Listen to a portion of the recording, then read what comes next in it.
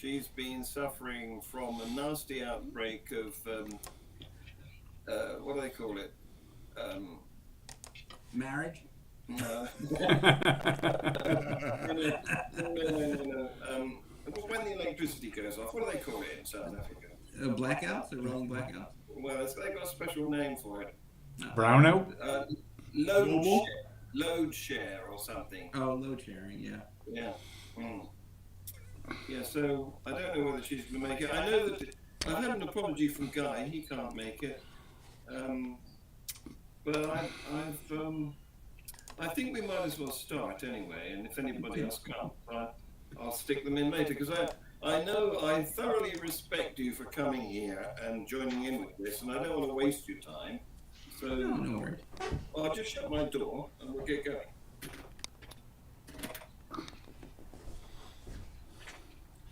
Yeah, I should shut mine as well because the dog will probably bark at some point. David, do you ever bounce back and forth from Fahrenheit and Celsius on what you're describing?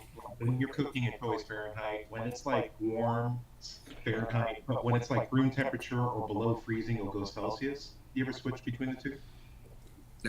Are you asking me? David. Oh, me? Yeah, it depends. I mean, we have our thermostat set for Celsius. But yeah, like we'll go back and forth. How about you, Dredd? Celsius, like temperature-wise, we stick with the Celsius. But certainly in measurements, like, there's still 2x4s and 16-inch centers, and yeah, so it's a bit of a mishmash. Would you cook in Celsius? Like if you're doing preheating your No, oven? cook in Fahrenheit. Okay. Yeah. Okay. Enough How's of the that. new job? Oh, sorry. Behave. I'm going to start the show. I've got 4 clips to put you through today, so it should be an interesting show. I'll get my script up first. Where's my script? Okay, right. Oh, that looks big. There weren't many items, as luck should have it. Some weeks we get lots of religious shenanigans, and some weeks we don't. So that's beyond my control. Anyway, here we go. Stop squeaking my door. I think she's finished now. Right. Never had children. That's why I laugh. Too late. Several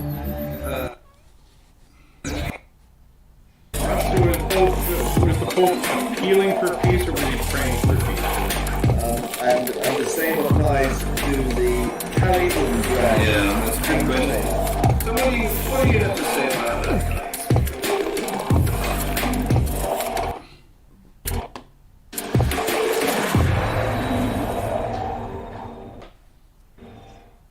Good morning, afternoon, evening, wherever you are, and welcome to the latest edition of Views on the News. Yes, I know it said Global Atheist News Review, but we have changed the name. Today we have a new member of our panel. Welcome to Matthew Taylor, who's in Somerset. Hello, folks. We have our regular Dr. Ty from Tennessee, our regular David Orenstein from Manhattan, and our semi-regular Dread Pirate Higgs, who's in northern British Columbia at the moment. Welcome, guys. And thank you very much for coming along to this show. Now, we've had some very interesting...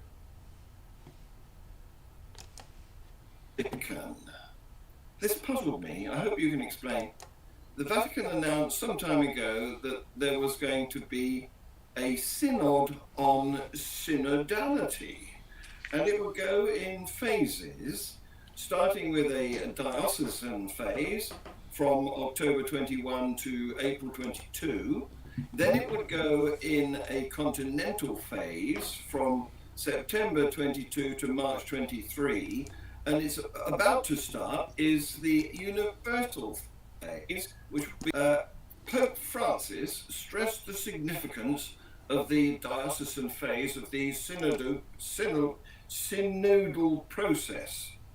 In return, he said, to return to the synodal process, the diocesan phase is very important since it involves listening to all the baptized, the subject of the infallible sensus fidei incredendo, full stop. So if that makes more sense to you than it does to me, I'll be very pleased to hear about it. I'm incredulous. I'm happy that I don't know. I'm happy that I don't know anything about any of these terms, nor have any knowing about them. Yeah. But I do recommend that they check their diagnosis phases synodal integers, because those are typically always off, and you want to make sure they're well calibrated. As you noticed, I can't even say the words. Trent, what were you going to say? I'm incredulous.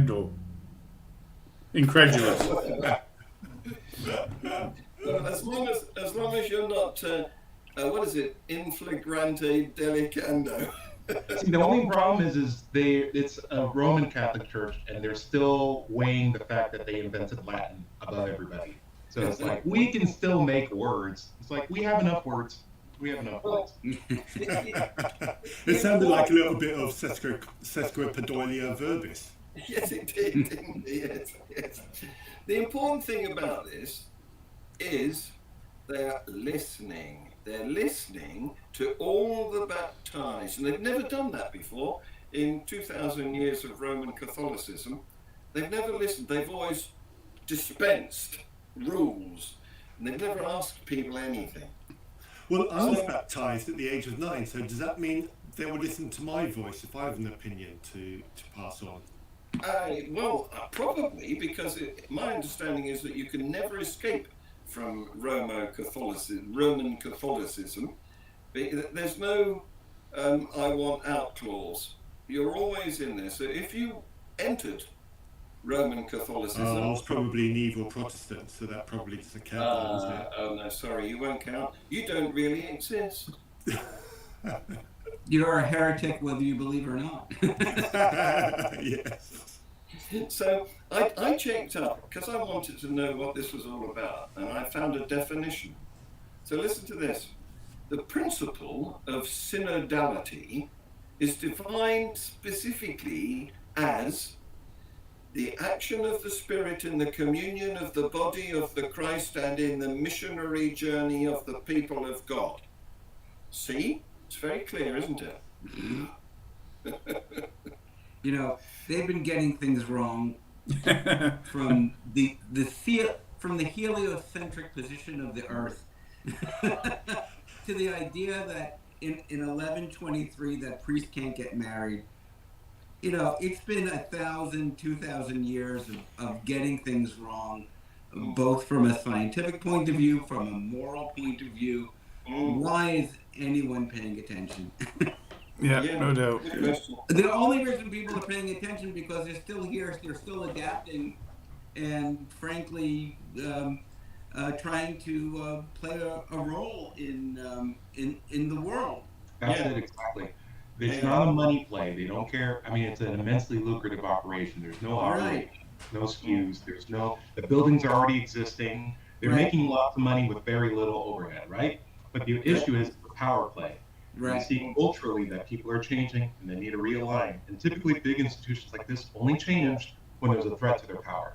So we anticipate the new narrative that they'll come out with. Right. Yeah, and Ty, I would further say that it's a threat to their power where they are not able to simply muscle their way through it. Cool. Yeah, it's really hard to do a crusade on ChatGPT and stuff like that. What's our go-tos here? How do we stop AI? Yeah. Well, with the Jesuit in charge, it's the more intellectual fascism of organized belief rather than the dogmatic, although the dogmatic is still there. Yeah. Well, actually, you know what? Wrapped in a different package. Yeah. I think ChatGPT is probably the way to go with this one. Rather than put loads of comments out to all of the baptized, just ask ChatGPT to give a harmonious comment on what all the baptized will say, and there's the answer. Yeah, it's got to be right. Absolutely. Well, It's a bit too to be vague anyway. Yes, it will. That's true. Everything to all men. So Tercia can't make it today, obviously. I think she's got a nasty outbreak of load shedding, but I've got her in the can. Watch this. Beautifully lit South Africa. The lighting suits the mood, and it concerns the Anglican Church of Southern Africa that has scrapped a proposal to sex unions, while also reaffirming its outright rejection of same-sex marriage. The report meeting in Gauteng from 27 February to 3 March, the bishops of the Anglican Church of Southern Africa, the ACSA, had a proposal submitted by the Archbishop's Commission on Human Sexuality. The proposal would have permitted same-sex churches and dioceses where both the priest and the congregation agreed. It would have exempted any diocese, parish and priest from having to perform these blessings if they... The bishops debated the issue over 4 sessions, described as quietly impassioned but respectful. On one side, bishops and faithful Anglicans denied the Church's blessing of their loving, faithful, monogamous commitment. Opposing bishops argued that the Church must hold true to Scripture and upholding tradition as it has been received, resist efforts to conform to the world. Good afternoon, John and the Free Thought audience. Coming to you from the glorious today to tell the sad story of Pastor Siva Moodley. This is brought to you by the Solomon Isam Ushers, and it goes as follows. Pastor Siva Moodley was buried yesterday after 579. He hasn't been buried before because his family believed he was going to be resurrected, and they insisted on keeping his wife, son David, and daughter Kat weren't there at the cemetery when he was buried. He was going to... His nephew went to court to claim the body. So let's see if his resurrection can happen from underground, because it hasn't happened over a period of 29 days while the corpse was in the mortuary. Back to this. So there you are, guys. There's things happening in South Africa. First of all, the Anglicans are splitting over the marriage of gays and blessings of gay marriages, and then there's this pastor whose family, he died, and his family wouldn't let go of the body because they were certain that he was going to resurrect. So he's been kept on ice for 579 days, and finally they've given up hope and they've put him underground. What do you think of all that? Well, I'd have thought 3 days Oh, would my probably goodness. be the reasonable cut-off for that. The Catholic Church should at some point apply for the CSI prize, which is the carry on from the Randy Foundation, where I think they've elevated it to 500 grand now for delivering proof of any kind of a supernatural or miraculous occurrence. So, maybe they're hoping to cash in on that. There you go. David, as an anthropologist, Yeah. what do you think about the prospect of resurrection? Well, look, I mean, it's found in a lot of different religions, and you can go through many states of existence and non-existence, and you find it in the Abrahamic religions as well as you find it in ideas of reincarnation. You have it in terms of where the soul may go if it doesn't go directly to heaven or hell. If theology or philosophy has it, you might wind up in a form of purgatory. So, to me, this is just, wish fulfillment and magical thinking, as all belief in the soul is. And you find it, look, Neanderthals were burying their dead with artifacts with an idea that you go to a next life. The earliest uh, anatomically modern version of this was about 78,000 years ago. They found a child, it was about 78 in Kenya, who was intentionally buried. So the idea of a spirit life is very old. But how it is that we view it comes down to spirituality, doctrine, enculturation. You can believe in the divine, you don't have to believe in the divine. It's all made up, it's all a human construct. It's all wishful thinking. It's all wishful thinking, it's wish fulfillment. In my mind, with the stuff in the 21st century, I see it as Catholics gone wild. Just going back to these ideas that really don't serve a purpose, because we have science to be able to show us a much more comforting view of the world if you want to accept the material world. So I take it that none of your fossils have ever resurrected then? They better not. There's a T-Rex in the museum. That's right, exactly.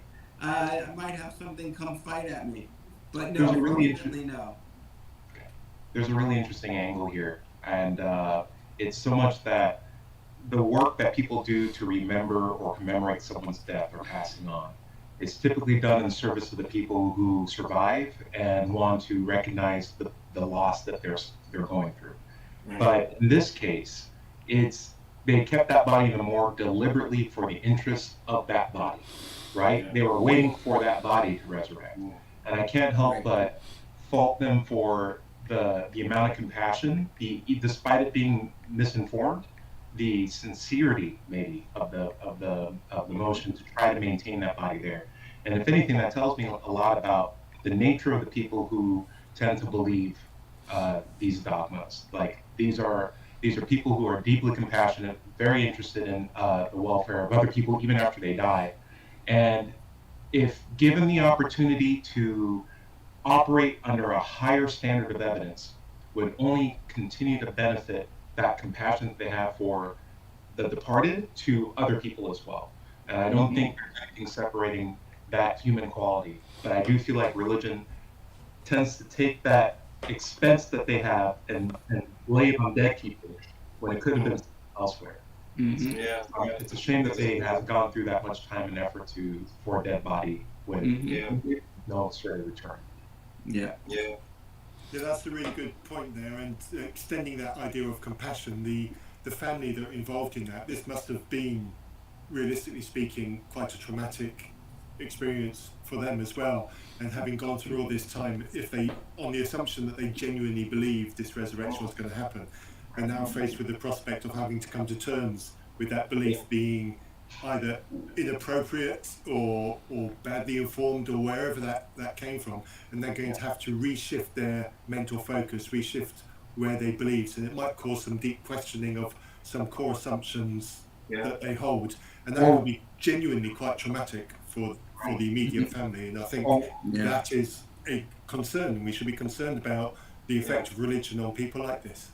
Right. And also, like, we're on the other side of the planet, and we're talking about this in like a tongue-in-cheek sort of way. Like the neighbors, or maybe some other place that's nearby that they have access to, are knowing that they're talking about this, and maybe they feel embarrassed, and there might be a sort of blowback effect where they're like, "Well, the next person who dies in our family is going to stay in the morgue for 1,000 days." And it's just a question. I know one person who would benefit from that. It's the Undertaker. And Right. think of the cost of this. How much did it cost to keep that freezer going? Nearly 2 years. Right. There's the social aspect, there's the financial aspect, and of course the welfare of people, because they're not going to have anything resolved until they start asking themselves some critical questions. Yeah. But after you keep a body in the morgue for 500 days, there's sort of like an ego statement there. I imagine it would happen around the first year at least, right? You know what they call that, Ty? And It's what do I called call that? it's called the sunk cost fallacy. We've done it Yeah. this long. Yeah. We might as well keep on Yeah. doing it because it may happen. Right. Yeah. And that's how religions get started, if anything, not how they go Right. away. So, like, we need to make sure people can hold themselves to a higher standard so they immediately see these things, see they're not in their best interest, and evolve to a higher standard. Right, and we see this also while we're still waiting around for the resurrection of Christ, right? Yeah. You can keep it extending it. You know, you're waiting around 2,000. What's 2,000 years compared to eternity if you're a believer? You know, and every year somebody says, all the signs are there. It's going to happen today, or Well, you know, and Tell of you what, course, it's really impressive if they've had a freezer going for 2,000 years. no doubt. Well, I was just going to say that. Like, Yeah. the beneficiary in this case is not the undertaker or the owner of the mortuary, but the priests and pastors. And Dre, thank you for that. I've got the logical fallacies up on my wall here, and I don't have the sunk cost one. The sunk cost fallacy. There is another name for it. I just can't remember what it is, but Is that the fallacy or one? something like that. Is that the one where you keep sinking the basketball and you think that because you've sunk it 5 times, then you're going to always sink the basketball? Is that? No, it's No, sort of like no. you keep Sunk investing cost in is that return you've invested so much money into something that you might as well. I see. It's like the It's in for a like penny, in for a pound. Right. That's essentially what it The is. gambler's fallacy, is it that? That's the it's one basically where right. you expect lottery numbers to come up eventually, when in fact the chances or the odds of any lottery numbers coming up are exactly the same every time. Yeah. And that's why You ever see in that? some cases where a lottery is won with a certain set of numbers and the very next draw gets the same set, people freak out and think there's something going on. In fact, it's the law of large numbers, and that's where the gambler's fallacy comes in. They made a movie off of sunk cost fallacy. It's called National Lampoon's Vacation. It stars Chevy Chase. I don't know if you guys seen it. Oh, interesting. Yeah. It's one bad vacation, and just, the terrible things keep happening. But they keep trying to get there because they say we already had all this stuff happen. Yeah. Oh, yeah. That's the I think sunk I've cost It's a fallacy. Wally World. That's the sunk I've cost had the fallacy. misfortune of seeing that movie when it was on I TV. guarantee you we'll have a good time. Yeah. Then they have their dead grandma on the roof. Yeah. And the dog dragged Is that behind the one where they the have station wagon. an unfortunate incident in an RV? Yes, yeah. Yes, Close. yes. Yeah, similar. That's right, that's the one. Yeah. Okay, moving on.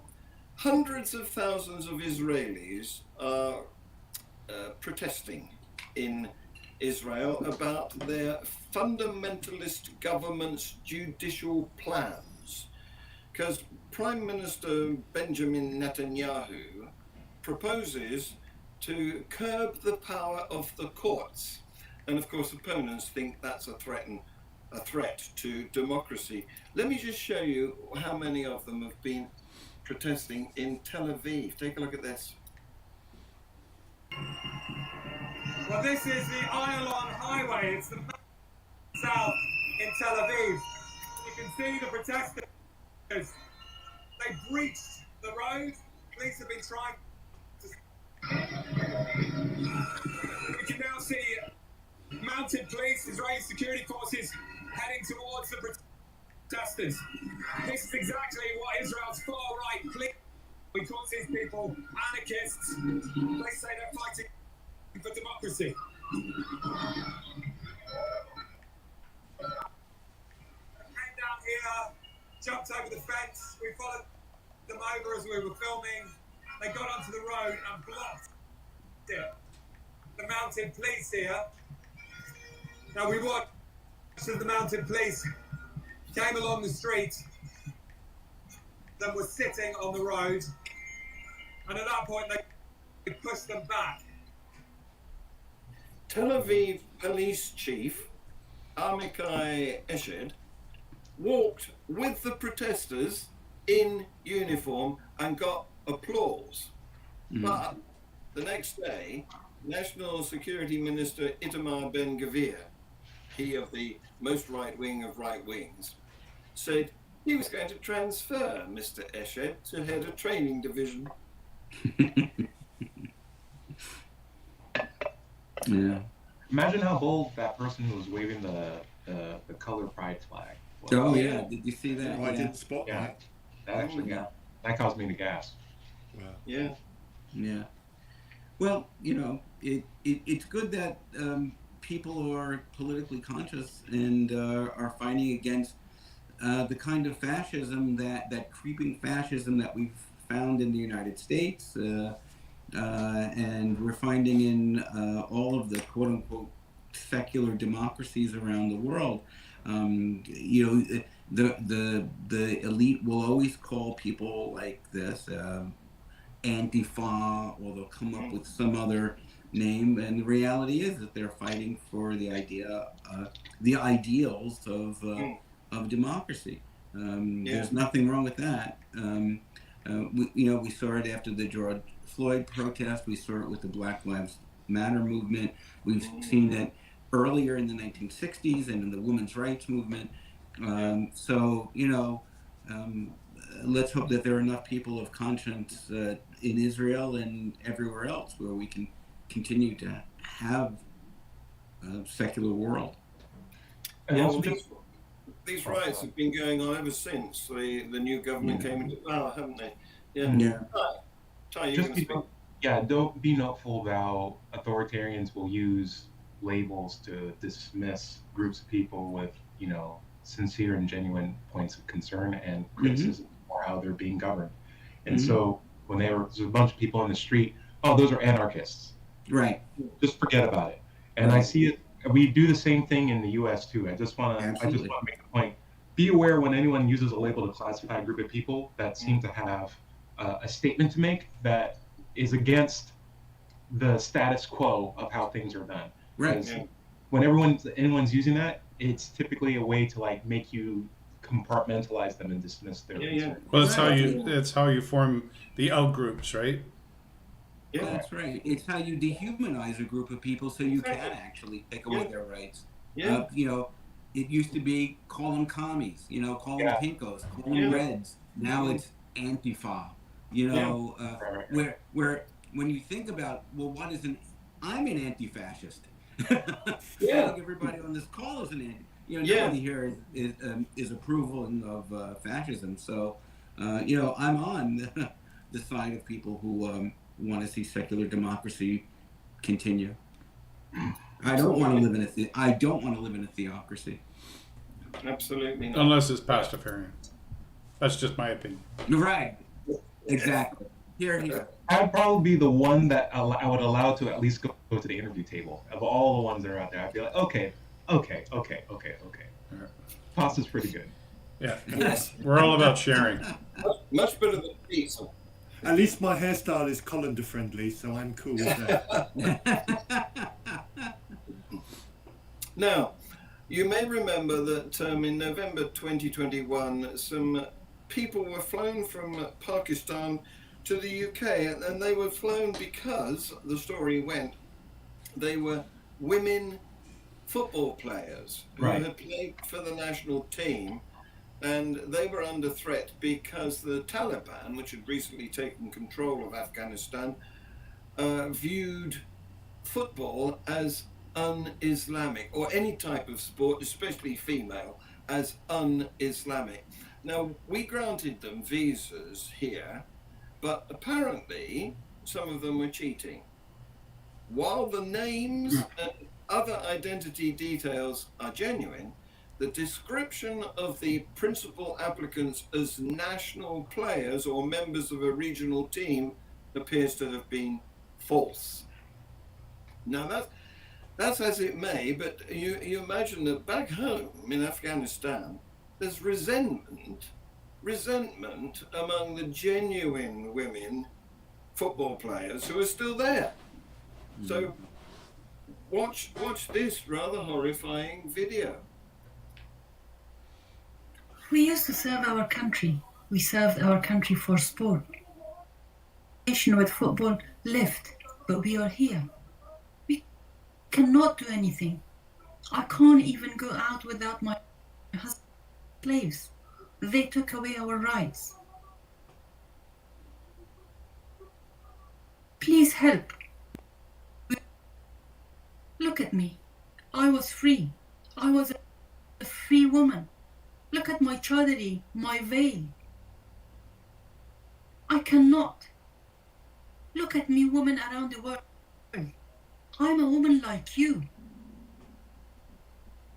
Many are asking why I'm left behind, as I'm a real footballer. I'm living in hiding, and I can't live freely. I don't want to stay alive. I want to die. I'm only alive for my child. He used to serve. That's heartbreaking, isn't it? Yeah. Terrible. Yeah. I mean, the most notable thing to mention is it is easy to at least immediately villainize the false football players, but they are not the villains in this story. They are, if anything, the most lucky and clever people to get out of a terrible situation. And it's the arbitrators of the terrible situation that are the ones that fall for this whole mess. And obviously my sympathy goes out to the people who were left behind, because whenever you have a refugee situation, it's never a clean process. There's going to be people behind, families left behind, marriage couples will split apart. And just for the sake of one to traverse or get smuggled and then hopefully sponsor their spouse to get over. It breaks apart families. It's a very traumatic experience. And so it's a shame to see this. It really is. And who were able to speak up and coordinate to leave a bad situation too. That didn't happen by happenstance. That was I had to have taken through a lot of risks. So good on them. My only concern in the scenario like that is, did somebody manipulate that situation to get a favoured daughter out so that they could get a Western education from a situation in which they weren't genuinely in danger? Did somebody senior manipulate that situation to help their own children? So that would be my concern about going there. But on the assumption that that's not the case, I'm happy for those that got out. But yes, there's always people who are left behind, and I'm deeply concerned for them too. Yeah, obviously cutting in line would suck, but I'd say good for any person to get out of a situation like that. The alternative is terrible. Yeah. Well, so as I said, I'm sorry, I've got another not very nice video to show you. Just a clip, 1 minute long, but it's from a female, or a collection of female Israeli soldiers who are telling the truth about what they've witnessed their own army doing to Palestinians. Watch this. כאילו לא קיימים. זה לקחת עצורים ולא לתת להם מים ואוכל ימים שלמים, לקחת עצורים ולהתעלל בהם במכות ולשים פלננית על העיניים. כאילו זה הנורמלי שיש לך 6 או 7 גברים שיושבים כפותים על רצפה ולא רואים, בשיא הקור בחורף. לא היה גבול, פשוט לא היה גבול. היינו יכולים לעשות מה שאנחנו רוצים, מה שמתחשק לנו. הבדיחה שמאוד אהבו לעשות זה שמגיע העסקה שלו, אז אתה לוקח, מחליף למטה עם אישור העסקה אחר קבוע, מראה לו כמה עצורים ולא הרבצת לעצורים, או לא התעללת בהם, או נתת להם אוכל, או נתת להם מים ושתייה, או השתדלת לא לייבש אותם בשמש. כל המקומות האלה, זה מה שעשית. Well, there you are, guys. I give you 5 minutes to react to that because I've got to go to a Mother's Day meal. Yeah. Have yourself a Thursday. I'm not surprised by that. I'm horrified by it, but not surprised. I think over the last couple of years, it's become more and more obvious to the rest of the world that Israel is very much got dirty hands in this situation. Yeah. And I'm really disappointed by this news, but sadly not overly surprised. Yeah. It just, I mean, it's human rights violations, and it's clear that it's so terribly wrong and so dehumanizing. Makes you sick. Absolutely. It's not a very nice note to end on, is it, guys? No. But there you go. Thank you very much for being part of this show. say goodbye. I'm going to play the outro. All right. Cheers, guys. Guys. Bye-bye. Several clergy So was the Pope healing for peace, or were they praying for peace? And the same applies to the